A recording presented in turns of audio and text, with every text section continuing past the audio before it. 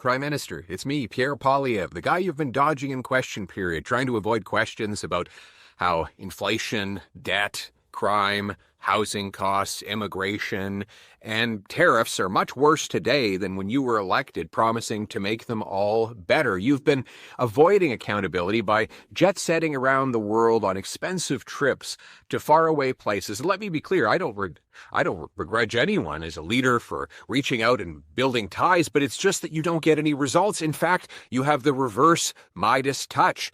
We have double the U.S. tariffs on Canadian goods, now new and higher tariffs from China on our farmers and fish harvesters, and you're back to the United Kingdom, where the Brits continue to hit our farmers with protectionism that you have not succeeded in removing. You've gotten no results whatsoever. So I do have a suggestion for the next inevitable trip to the United Kingdom that you might make, and that is this: apologize.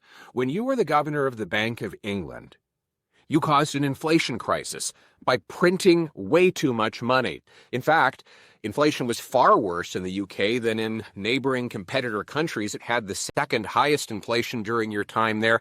In all of the G7, the only country that was worse, unfortunately, was Canada under your protege, Justin Trudeau. And housing. You caused a housing crisis by flooding the market with cheap cash, which of course helped the billionaire class and the insiders, but shut young Brits out of homes. Does that sound familiar? Just like Canada under the Liberal government. Now, if you were to apologize for all those things, it's not just that the Brits would appreciate your contrition, it's that it might signal that you'd learn something from your dreadful economic mistakes.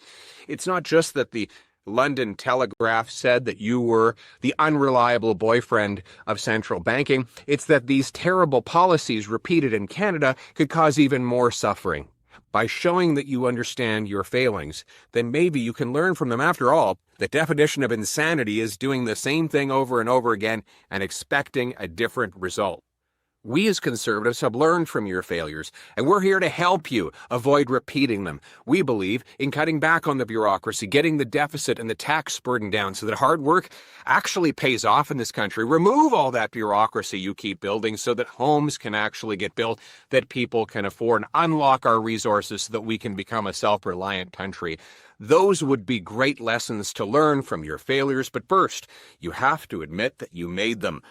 Before you can do that, I recommend you park the plane, get to work, and do your job.